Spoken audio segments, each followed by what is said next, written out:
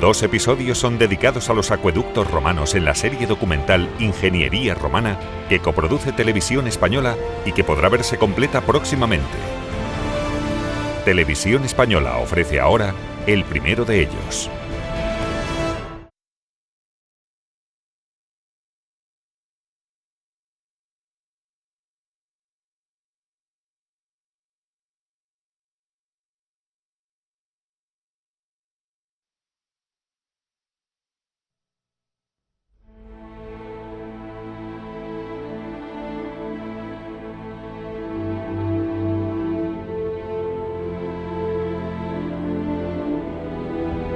En cualquier tiempo,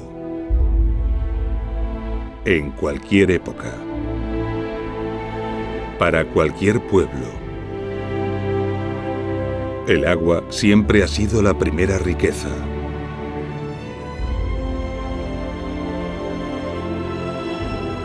Y Roma no fue una excepción. Los romanos llevaron esta idea a tal nivel que se obstinaron en que sus ciudades dispusieran del agua más abundante y pura posible.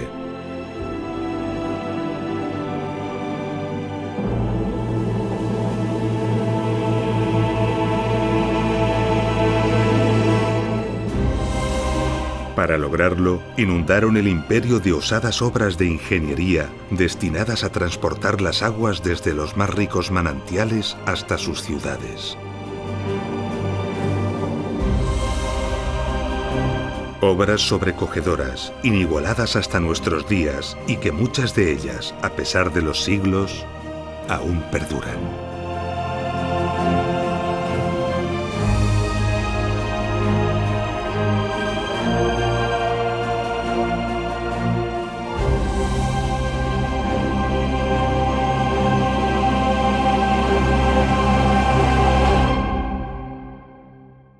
Año 29 a.C.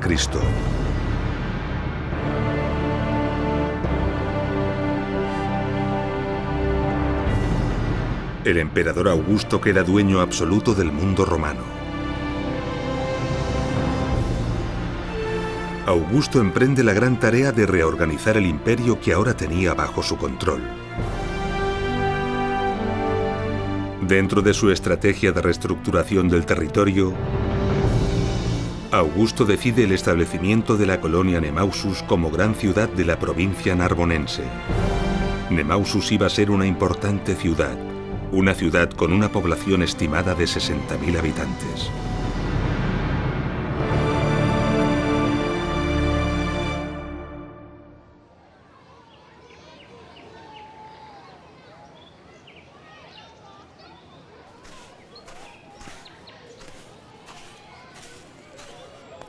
Y así fue.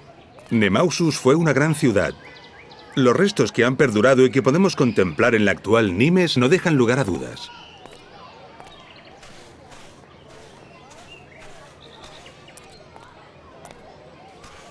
Una ciudad de tales dimensiones, con una población tan numerosa, debía tener preparado un importante suministro de agua. Los romanos conocían la existencia de un manantial en el mismo emplazamiento que deseaban para la ciudad. Un manantial considerado sagrado por los celtas y que en la actualidad todavía alimenta los canales de este parque. Sin duda, uno de los parques públicos más antiguos de Europa.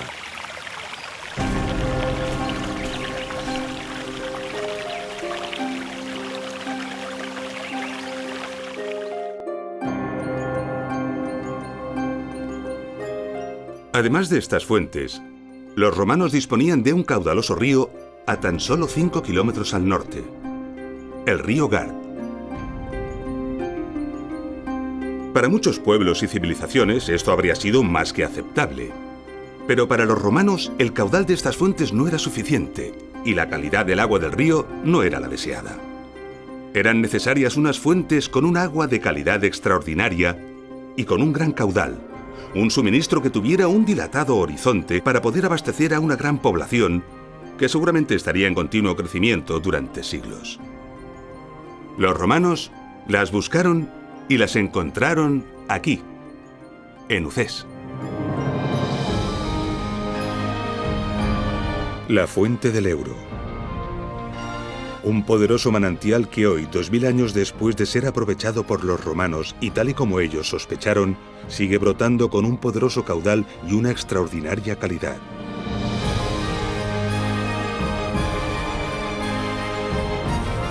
La fuente del Ebro provoca y mantiene un paisaje soberbio que sobrecoge. Desde hace cientos de años, miles de personas vienen a disfrutar de este extraordinario lugar.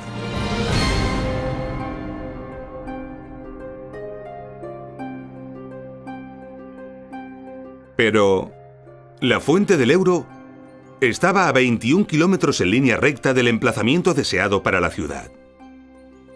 Además, todo el terreno al norte de Nimes es muy abrupto.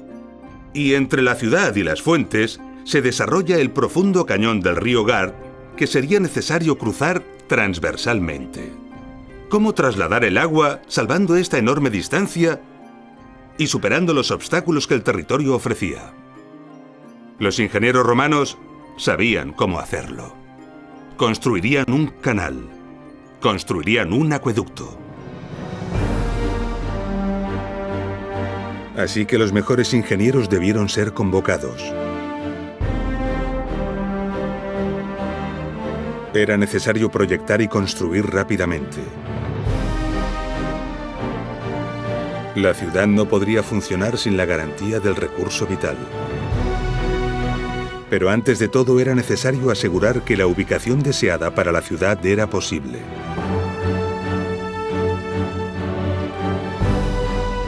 Todos los ingenieros responsables de la construcción de la ciudad esperaban con impaciencia la confirmación de la validez de la ubicación. Y en caso de que esta no fuera posible, disponer de una propuesta alternativa. Los ingenieros romanos conocían perfectamente sistemas de elevación y de bombeo del agua para vencer a la gravedad. Sin embargo, en un acueducto de estas características, este sistema era completamente impensable. Los ingenieros sabían que era mucho más inteligente aprovecharse de la fuerza de la gravedad que enfrentarse a ella. De esta forma, la cota de la ciudad debía ser mucho más baja que la de las fuentes. Una cota que iba a venir determinada por las distancias y por la pendiente escogida. Con los avanzados conocimientos que tenían en la construcción de canales, los ingenieros romanos sabían que una pendiente escasa ocasionaba un escaso caudal y la acumulación de sedimentos que terminarían por obstruir el acueducto. Por el contrario, una pendiente demasiado pronunciada daba lugar a velocidades agresivas que erosionaban y ponían en peligro la canalización. El rango de pendientes admisibles para que no se ocasionaran estos problemas es ínfimo. El mínimo está en torno a 10 centímetros de caída por cada kilómetro. Y el máximo no debe superar los 50 centímetros. El acueducto debía ajustarse a esta norma. Esto requiere una precisión topográfica admirable y presenta una dificultad extraordinaria. Con estos datos se obtiene rápidamente la pendiente y la distancia. La ciudad debería situarse en la cota 54,8 metros sobre el nivel del mar, o sea, a 4,2 metros por debajo de la cota de la fuente. Pero la distancia en línea recta y el desnivel total no se consideran. Construir un acueducto en línea recta supondría la construcción de decenas de kilómetros de túneles y arquerías para atravesar montañas y salvar valles. Algo inimaginable. Para evitarlo, es necesario adaptarse al terreno. Esto incrementa considerablemente la longitud. Y a medida que la longitud del canal aumenta, la cota de llegada será inferior. Pero, ¿cómo adaptarse al terreno? ¿Qué camino escoger? El camino idóneo surge rápidamente si cortamos el terreno con un plano horizontal que parta de la cota de las fuentes y llegue hasta la zona escogida para la ciudad. Y esto lo sabían perfectamente los romanos. Esta línea de intersección con el terreno supone el recorrido ideal y natural. Pero surgen irremediablemente dificultades que deben ser salvadas y atajos deseables para abaratar y facilitar la obra. A veces escogiendo recorridos alternativos, a veces acortándolos con túneles, otras veces construyendo arquerías. Todo esto se debía tener en cuenta, respetando en todo momento los límites tan precisos en la pendiente, para finalmente obtener el preciado dato de la cota a la que llegaría el agua. La ciudad debería situarse obligatoriamente por debajo de esta cota, para así ser suministrada de agua por efecto de la gravedad.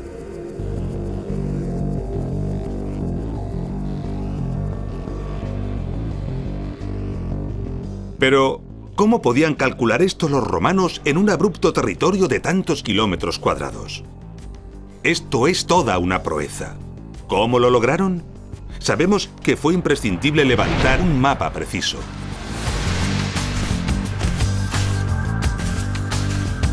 Con ayuda de la dioptra, tuvieron que medir los ángulos horizontales de los puntos de las cimas de las montañas, los vértices geodésicos. Los topógrafos romanos debieron señalizar las cimas de las montañas y otros elementos relevantes del territorio que deseaban medir. La dioptra permite apuntar con certeza a cada uno de estos elementos y medir con precisión los ángulos horizontales que formaban respecto a su posición. Esto se debió repetir desde multitud de puntos distintos con el fin de obtener una colección de triángulos de los que conocían los ángulos. Después, por trigonometría, calcularon las distancias. Con esta información se puede construir un mapa de precisión del territorio. Hoy a esta ciencia se le llama geodesia. Pero además, en este caso, se iba a construir un canal. Así que debieron medir también los ángulos verticales entre los vértices de los triángulos formados y entre estos y los fondos de los valles. De esta forma lograron también calcular las alturas de todos los elementos de interés, información que debió ser incorporada al mapa del territorio. Un mapa completísimo conteniendo distancias y alturas.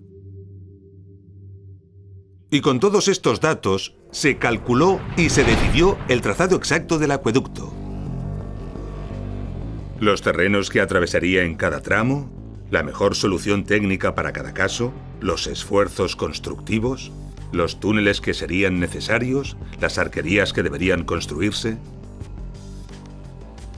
En definitiva, se podía medir y valorar la obra. Y se podía averiguar el dato que los ingenieros encargados de construir la ciudad tanto necesitaban: la posición adecuada donde levantar la ciudad. El abastecimiento estaba asegurado y podía enviarse la noticia a Augusto de que su fundación era posible y acertada.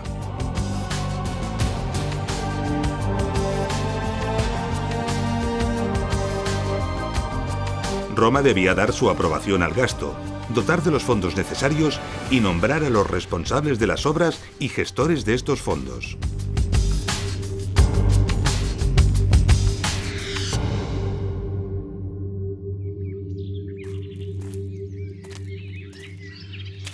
La precisión necesaria para definir el trazado de un acueducto como el de Nimes deja atónitos a los ingenieros modernos.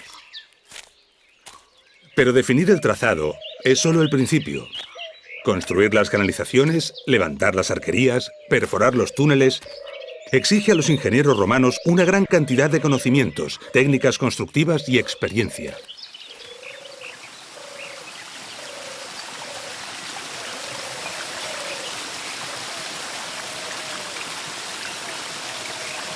Nos encontramos en la fuente del Euro. El agua se recogía aquí, en el manantial, desde una arqueta cerrada y se conducía también por un canal completamente cerrado. Este canal se mantenía durante todo el trazado del acueducto hasta su destino. Un canal que debió ser hábilmente diseñado para lograr resistir el paso del agua y del tiempo. Esto requiere una depurada y cuidada técnica constructiva. En la mayor parte del trazado, el canal discurre enterrado. El proceso constructivo en estas circunstancias era el siguiente: se abría una zanja a cielo abierto.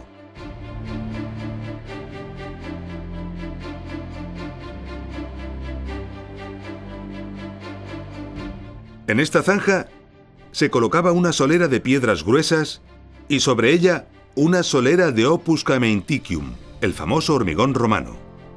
Después se levantaban encofrados de madera para alzar los muros laterales con pequeños sillares y argamasa.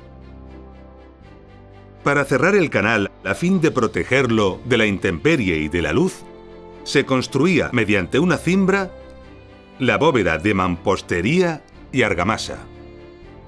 El canal era impermeabilizado mediante un mortero especial. Y finalmente, el conjunto se cubría con tierra.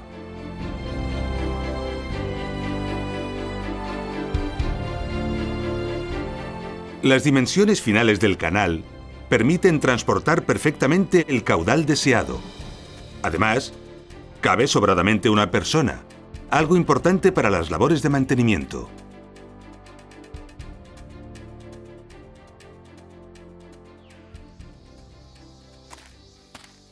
Aquí, en Ucés, tenemos uno de los restos del canal, seccionado, que nos delata perfectamente todos los aspectos de la técnica constructiva. Bajo la solera, aunque no se ve, los cantos gruesos. Las paredes, de pequeña mampostería y argamasa, igual que la bóveda. Y aquí, el mortero impermeabilizante. La impermeabilización del acueducto era muy importante, porque las fugas de agua no solamente provocaban pérdidas de caudal, sino que además podían descalzar y dañar gravemente la obra. Este mortero, que era un impermeabilizante excelente, estaba formado a base de cal y cerámica molida, normalmente ladrillos o tejas. Este mortero se llamaba opus igninum, y aquí podemos verlo perfectamente. En las juntas de hormigonado, los ingenieros romanos pusieron un cordón de este material. Esto es debido a que las juntas de hormigonado son las que más sufren este problema, principalmente por la dilatación. Este cordón, llamado bocel, resuelve el problema a la perfección. Podemos observar que la superficie final de las paredes está recubierta con esta especie de pintura roja. Toda la canalización del acueducto de Nimes está recubierta de esta forma. Desconocemos su utilidad, pero algunas teorías apuntan a una función bactericida.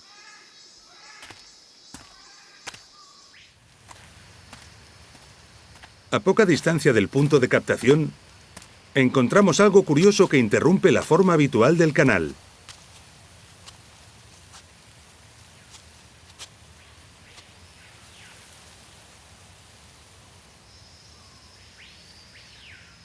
En poco tiempo de observación, un técnico moderno entiende perfectamente su función. El agua llegaba por aquí, proveniente de las fuentes, y se encontraba con un ensanchamiento en forma de arqueta y una derivación. Las guías realizadas en la piedra nos indican que aquí hubo unas compuertas.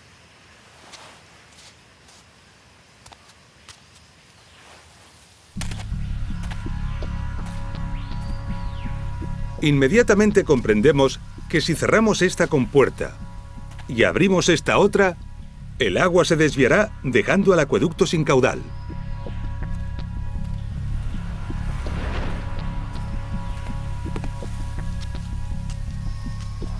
Podemos reconstruir de forma evidente y sencilla cómo funcionaba. Las compuertas no solo servían para desviar la totalidad del agua y dejar seco el acueducto, sino que también servían para regular el caudal desviando el no deseado. A partir de aquí, el canal continúa hasta Nimes enfrentándose al reto orográfico. Las alternativas al trazado natural del canal apoyado en el suelo pueden ser muchas. De igual forma que a veces incrementar el recorrido para salvar obstáculos puede ser útil, también puede ser útil acortarlo mediante la ejecución de un túnel. Para realizar los túneles en el acueducto de Nimes, los ingenieros romanos primero delimitaron los tramos, luego los replantearon y finalmente realizaron pozos de registro regularmente distanciados. Llegados al fondo del pozo, excavaban el canal en ambas direcciones, trasladando el replanteo con la ayuda de plomadas.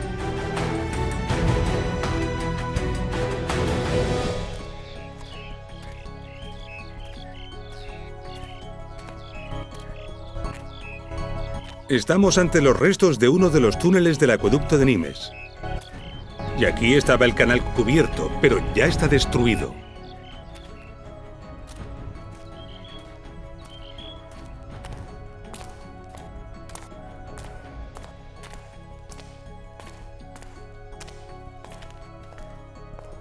Aquí tenemos un primer pozo de registro.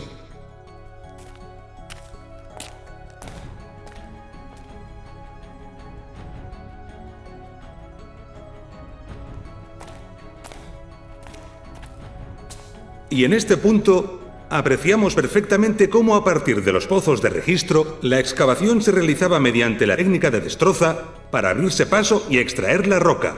Después se refinaba el resultado. Entre ambos pozos, los equipos de excavación se encontraban. Aquí vemos un frente de avance y aquí vemos el otro. Esto nos delata que estamos ante un punto de encuentro.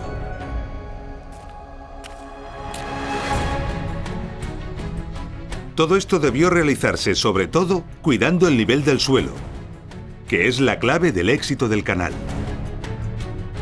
La pendiente, como condicionante, debía controlarse durante todo el túnel, enlazando perfectamente con las cotas de entrada y de salida.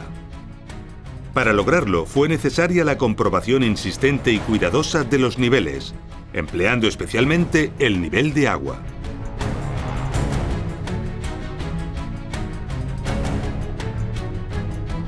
En ocasiones, para salvar valles, los ingenieros romanos construían arquerías. El objetivo de las arquerías era mantener el canal elevado, salvando el obstáculo y manteniendo la pendiente. Las arquerías se construían de sillares u otros materiales adecuados y se diseñaban cuidadosamente para afrontar los retos particulares del lugar.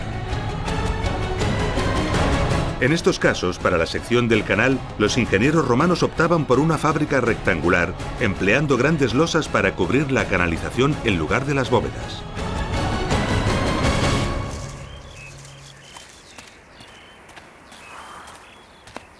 En las partes agrestes, por donde cruzaba el trazado del acueducto de Nimes, podemos ver algunas de las arquerías que fueron necesarias para cruzar algunos de estos barrancos. Y aquí tenemos una de ellas. Y podemos ver que esta arquería está construida de pequeña mampostería rellena de hormigón, gracias a que hoy el puente está roto. Como curiosidad, podemos ver que este puente tuvo serios problemas en época romana. En el paramento se aprecia claramente que tuvo filtraciones. Y por ello tuvo que ser reforzado con este nuevo muro exterior.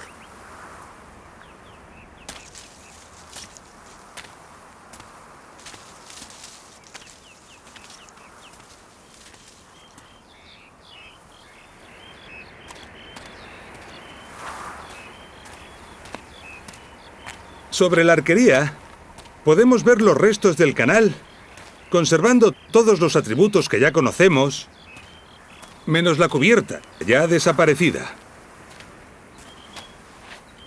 Vemos perfectamente los muros. Aquí el opus signinum y aquí algo nuevo, la concreción calcárea. Procede del carbonato cálcico disuelto en el agua, que se va fijando poco a poco en las paredes del canal. Es el mismo fenómeno que las estalactitas y las estalagmitas de las cuevas. Este tremendo espesor de concreción calcárea evidencia que el acueducto de Nimes estuvo en funcionamiento durante cientos de años.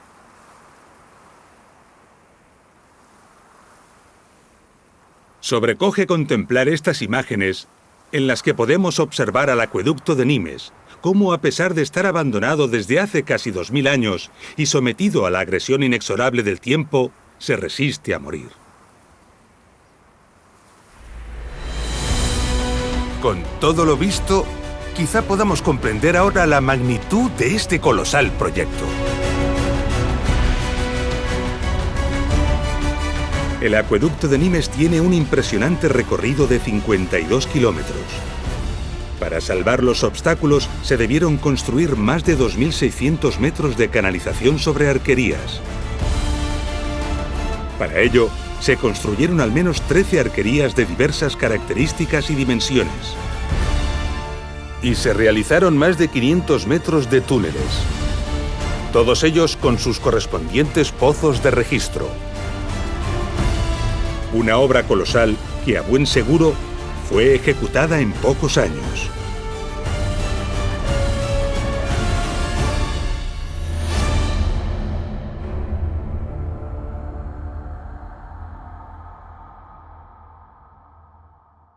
Impresionante. Pero hemos olvidado una de las grandes dificultades que la construcción del acueducto de Nimes implicaba: salvar el profundo cañón del río Gard.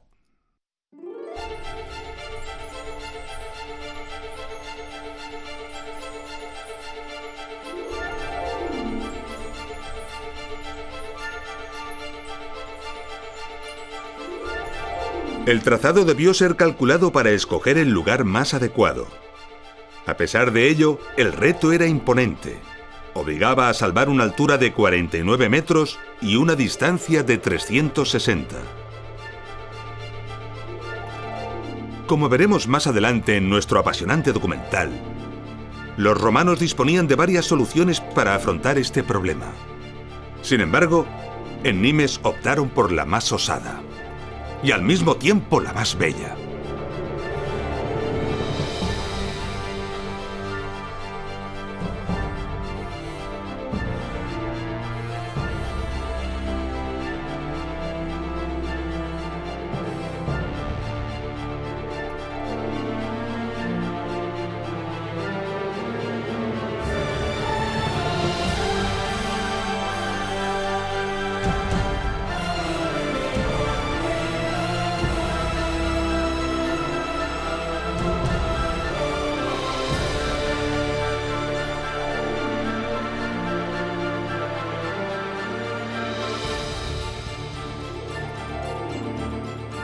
El puente de Gard, una de las arquerías más bellas e impresionantes del imperio. Formado por unos 11.000 bloques de piedra, la mayor parte de ellos con un peso de 6 toneladas, se eleva imponente como un edificio de 16 plantas. 50.400 toneladas de piedra. Los ingenieros romanos planificaron y levantaron una extraordinaria estructura que debía resistir las enormes y demoledoras tensiones provocadas por los vientos y las frecuentes crecidas del río Gard. Su éxito fue tal que aquí lo tenemos 20 siglos después.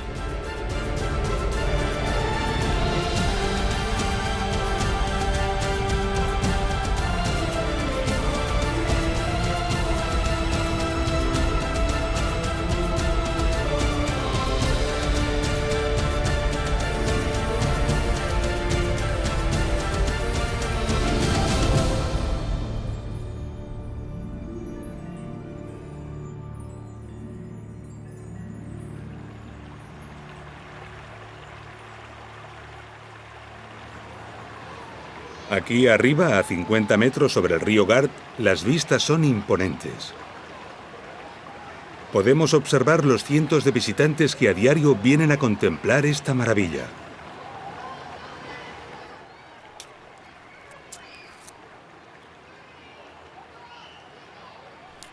Estamos sobre la canalización, que en algunos tramos está desprovista de las losas que la cubrían. A lo largo de ella podemos apreciar los detalles constructivos que ya hemos ido conociendo. La solera, con su pendiente imperceptible a simple vista. La impermeabilización. La concreción calcárea.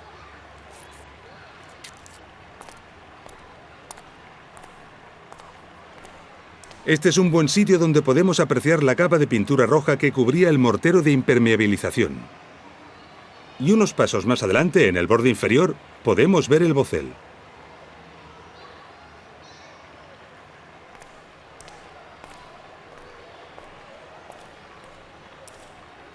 Una curiosidad es esta alteración en la concreción calcárea. Todas las concreciones conservadas en el acueducto de Nimes conservan esta huella. Una hipótesis sería que durante un tiempo la temperatura varió notablemente, dejando la huella del hecho registrada en la concreción. Quizás sea este un misterio que nunca lleguemos a descubrir.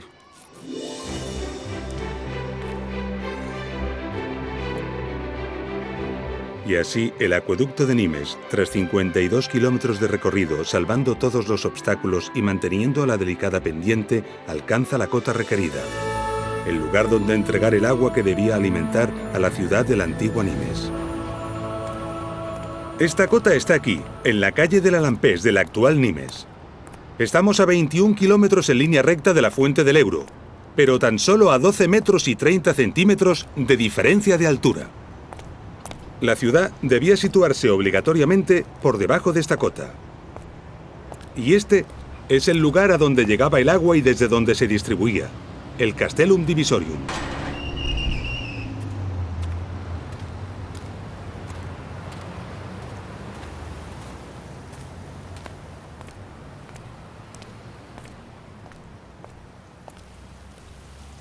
El agua entraba por aquí, con un caudal de casi 36 millones de litros diarios.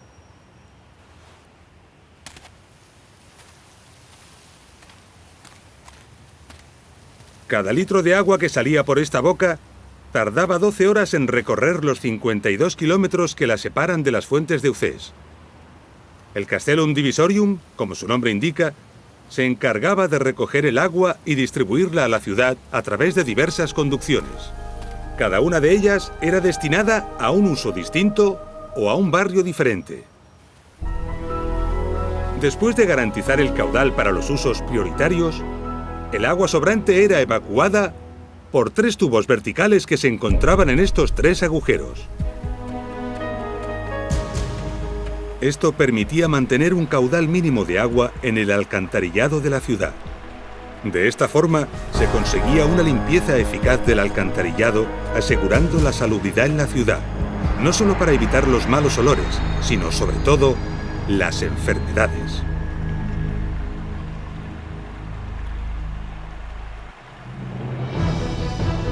El acueducto de Nimes es uno de los muchos acueductos que el Imperio Romano construyó para garantizar el suministro vital a sus ciudades.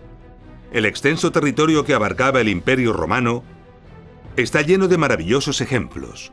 Cada uno de ellos es una prodigiosa solución técnica a un cúmulo de retos y problemas.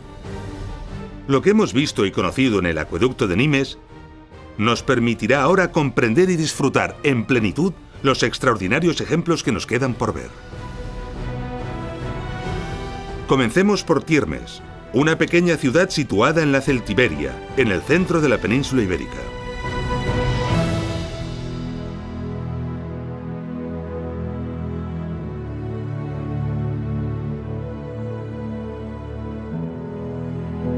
Tiermes está enclavada en un territorio a gran altitud y con un clima continental extremo. Calor en verano y mucho frío en invierno. Pobre en terrenos agrícolas, quizás subsistiera de la ganadería y más probablemente del comercio que seguramente le permitía su estratégica situación como cruce de caminos e importante nudo de comunicaciones.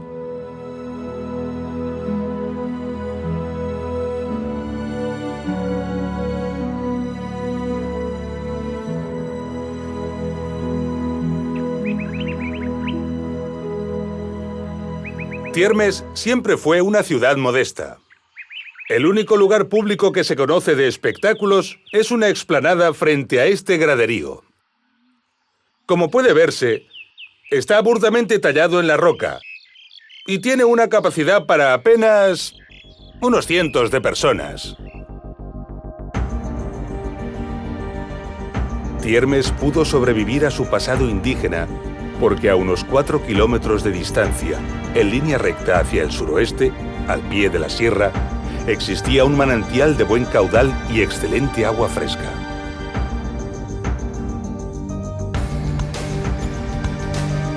Los ingenieros romanos planificaron un canal de unos 6 kilómetros de longitud que tuvo que atravesar un terreno tortuoso y con continuos afloramientos rocosos.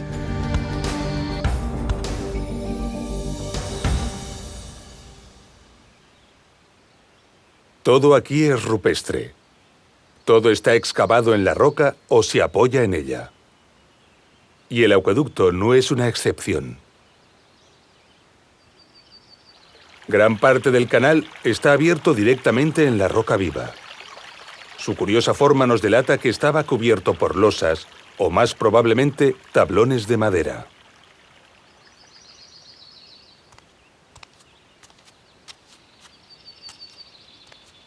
Y lo mismo sucede en esta arqueta de derivación.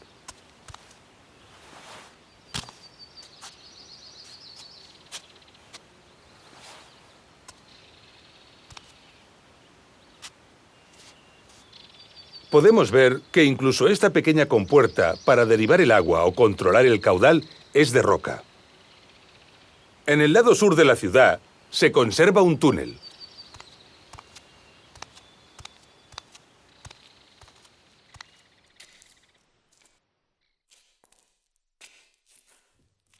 Este túnel tiene casi 200 metros de longitud.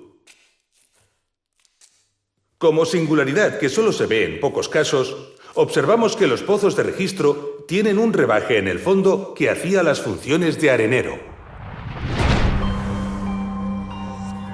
Es decir, un recipiente para recoger los sólidos sedimentados que el agua arrastraba. A este método para separar los sólidos del agua se le llama decantación. Así que estos areneros son pequeños decantadores. Tiermes era una ciudad pequeña y poco importante, pero fue dotada de un acueducto relevante en cuanto a características y esfuerzo constructivo. Esto evidencia la importancia que los romanos daban a disponer en sus ciudades de agua de calidad. Y Tiermes no fue una excepción. Todo el imperio estaba sembrado de ciudades modestas, provistas de acueductos impresionantes. Veamos otro ejemplo representativo de esta afirmación. A tan solo 250 kilómetros de Tiermes, encontramos el acueducto de Albarracín a Cella. Cella era una ciudad romana de poca entidad. Se encontraba en la cuenca del río Ebro. Sin embargo, el manantial escogido estaba situado en la cuenca del río Turia. Los 25 kilómetros de recorrido del acueducto que se decidió realizar suponen un trasvase entre ambas cuencas, uno de los trasvases entre cuencas más antiguos de la humanidad.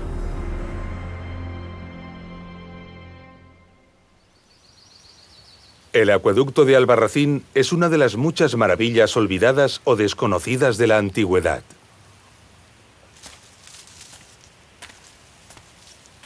Por la particularidad del territorio en que se encuentra, debió requerirse una inversión económica colosal, además de esfuerzo e ingenio para hacer realidad esta obra.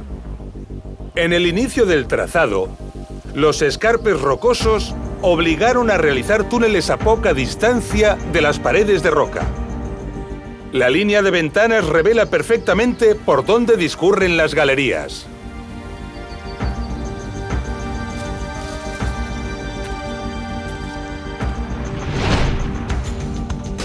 La inconsistencia de la roca desaconsejaba realizar un canal en la superficie del escarpe. Ante la dificultad de realizar pozos de registro en estas condiciones, se ejecutaron registros en forma de ventanas, cosa poco frecuente en los acueductos.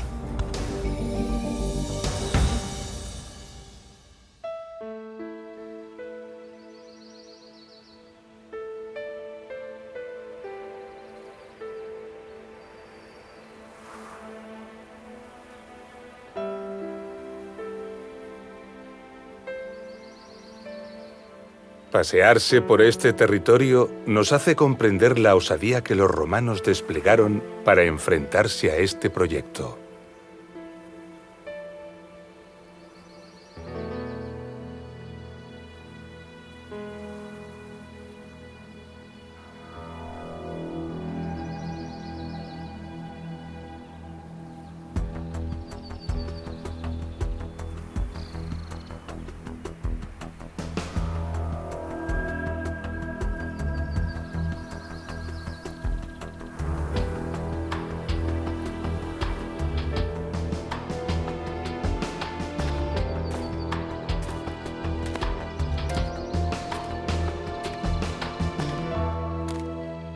Planificar un trazado tan complejo, para abrir los túneles en un terreno tan abrupto, Y con unas dificultades de acceso tan importantes, supone un gran alarde.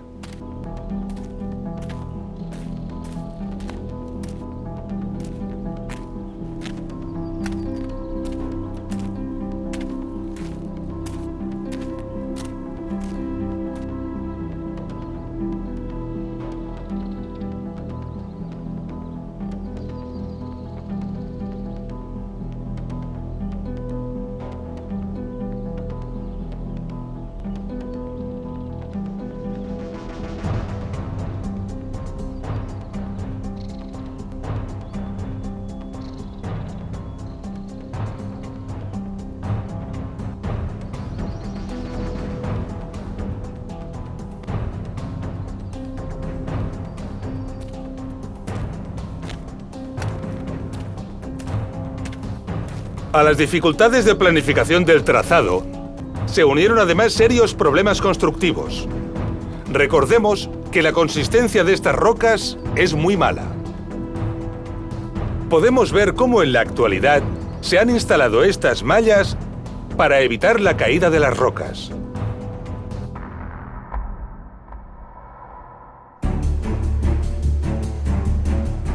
A unos 18 kilómetros de recorrido en dirección este, el acueducto gira repentinamente hacia el noreste.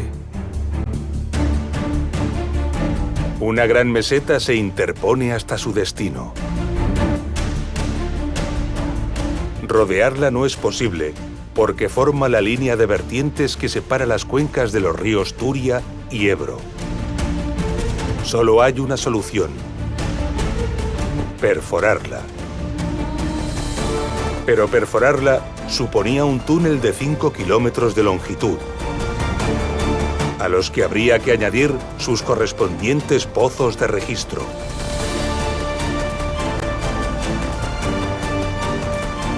Algo que suponía una dificultad y un volumen de trabajo colosal. Y aún así, lo hicieron.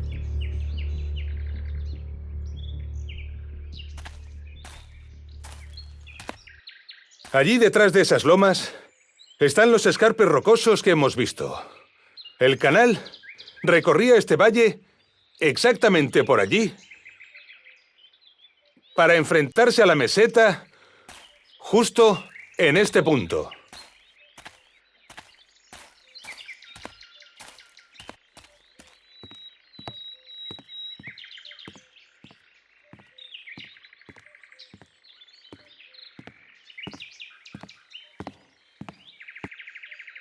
Aquí tenemos un pozo de registro.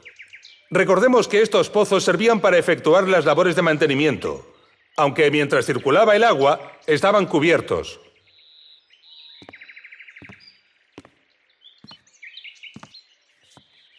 Sin embargo, esto no es un pozo de registro. Esto es un aliviadero. Los aliviaderos son unos dispositivos que sirven para evacuar el exceso de agua que podría perjudicar al acueducto.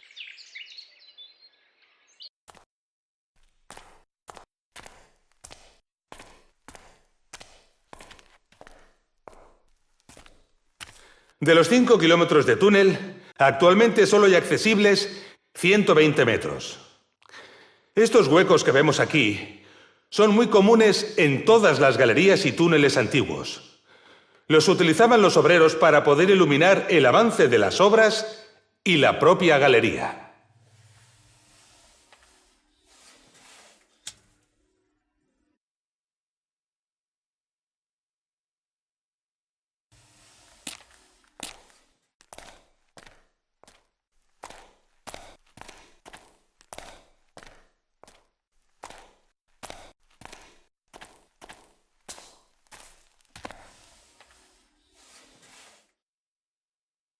Aquí tenemos un punto con un aspecto muy común en la excavación de las galerías antiguas. Han abandonado el avance de la excavación porque consideraron que el terreno era muy duro. Seguramente buscaron una zona de fractura natural del terreno para poder facilitarse la labor. Por aquí continúa la galería.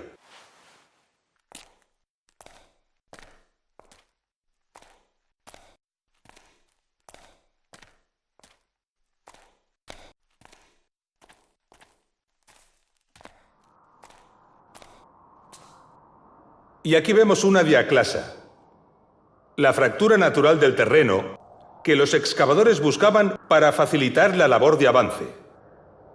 Y en este pozo de registro vemos cómo el terreno arriba es mucho más inconsistente, lo que obliga a abrir la excavación según se va ascendiendo. Si la anchura de las bocas de los pozos de registro aumenta con la altura de estos, en los pozos de registro más profundos, estas bocas llegan a alcanzar unas dimensiones muy considerables. Esta boca, ya cegada, corresponde con un pozo de registro de 60 metros de profundidad. Y aquí cabría un camión.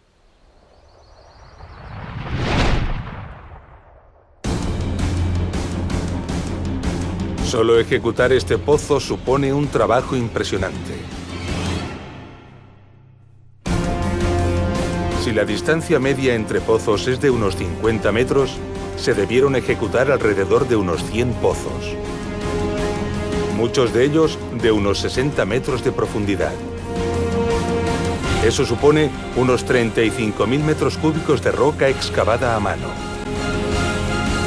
Algo verdaderamente colosal.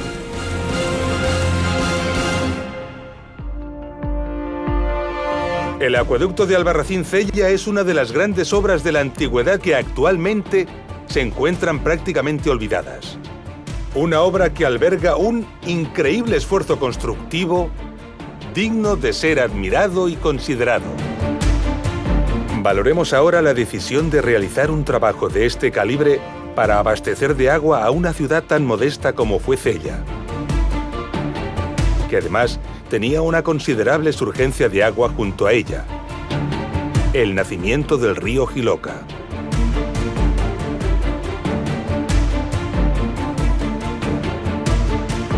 Esta es una prueba contundente de que los romanos no escatimaban esfuerzos para asegurarse un agua constante y de calidad. Hasta ahora hemos conocido ejemplos de ciudades donde los vestigios, la historia y la investigación nos han permitido conocer los manantiales de los que se alimentaban, así como la longitud y el trazado exacto de sus acueductos. Pero no siempre es así. A veces encontramos acueductos que son verdaderos misterios. A unos 100 kilómetros al sureste de Cella encontramos el enigmático acueducto de Chelva.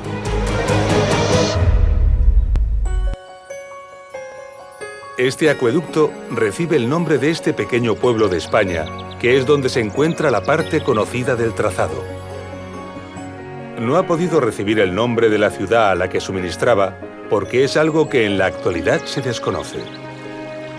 Chelva, a pesar de encontrarse en un territorio mediterráneo de escasez de agua, es una ciudad privilegiada en esta cuestión.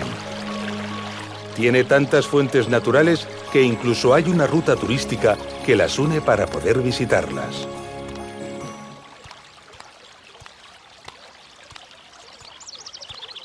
Con toda probabilidad, alguna o varias de estas fuentes fueron aprovechadas por los romanos para alimentar al acueducto. Esta fuente, por la cota en la que se encuentra, es una buena candidata, la llamada Fuente de la Gitana.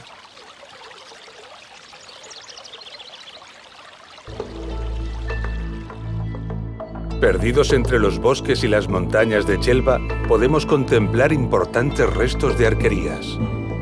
Muchas de estas arquerías están destruidas no porque no hayan resistido el paso del tiempo, sino principalmente por el expolio de sus sillares sufrido durante siglos.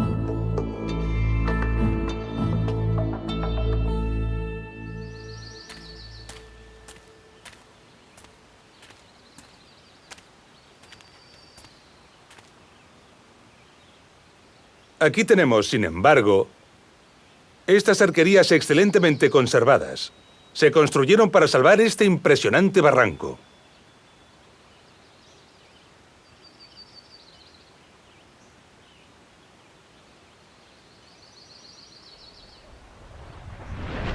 Una vez fuera de uso el acueducto, los cajeros que transportaban el agua fueron destruidos y se utilizó durante siglos para pasar mulos y personas. Esta posible función y lo inhóspito del lugar, añadido a su difícil acceso, han preservado a esta arquería del expolio de sus piedras. Transportar estos pesados sillares por este abrupto lugar, a pesar de la excelente calidad de su piedra, es demasiado costoso.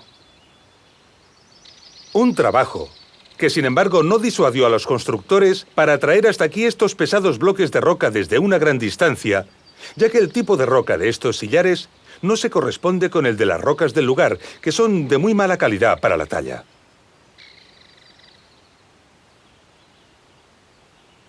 Un poco más adelante de este desfiladero, se encontraron con la cresta de esta montaña, y para superarla, podemos ver aquí una interesante solución constructiva.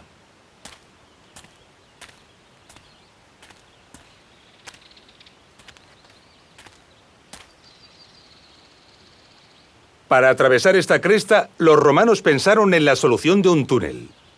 Sin embargo, los peligrosos agrietamientos de esta roca les obligaron a cortar toda la cresta hasta arriba, en toda la altura.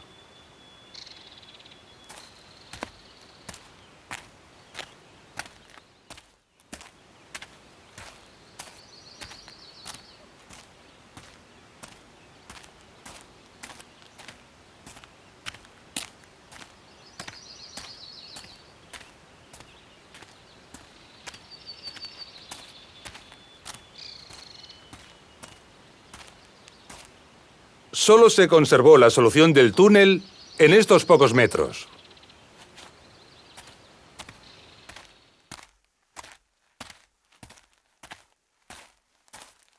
Podemos observar el gran número de grietas y fracturas y la inconsistencia de la roca. Este túnel debió dar más trabajo del que los ingenieros romanos pensaron inicialmente.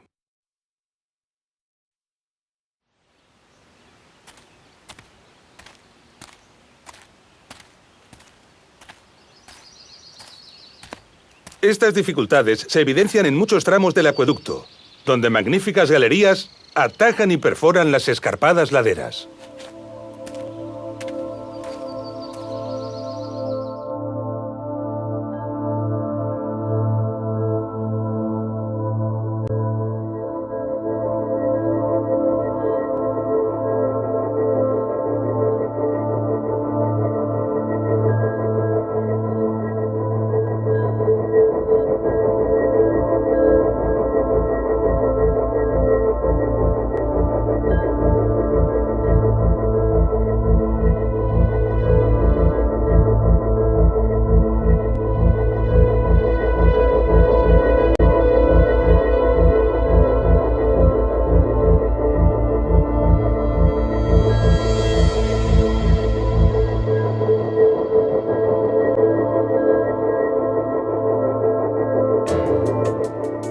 Los motivos por los que el acueducto de Chelva fue construido, las fuentes de las que se alimentaba gran parte de su trazado y la ciudad a la que suministraba son todavía hoy un misterio. Podemos sospechar que la ciudad de destino pudo ser la antigua Edeta, la actual población de Liria, donde se han encontrado restos de importantes complejos termales. Pero en realidad aún no lo sabemos. Sin embargo, un detallado estudio aplicando las reglas de diseño y nivelación que conocemos de los acueductos podría despejar estas incógnitas. Estamos al final de nuestro recorrido. En este documental hemos aprendido lo que es un acueducto, las reglas que rigen su diseño y la dificultad que representa su aplicación. Hemos reflexionado sobre la necesidad de obtener mapas precisos para la planificación de la obra y, por lo tanto, la necesidad del dominio de la ciencia topográfica. Hemos visto los conocimientos y las técnicas necesarias para construir e impermeabilizar los canales, perforar los túneles, levantar las arquerías y distribuir el agua.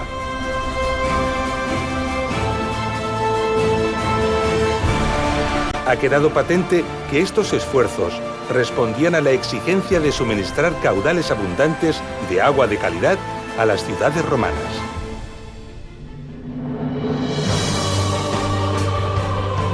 Lo hemos visto en acueductos de gran dificultad constructiva, cuyo destino eran ciudades muy modestas.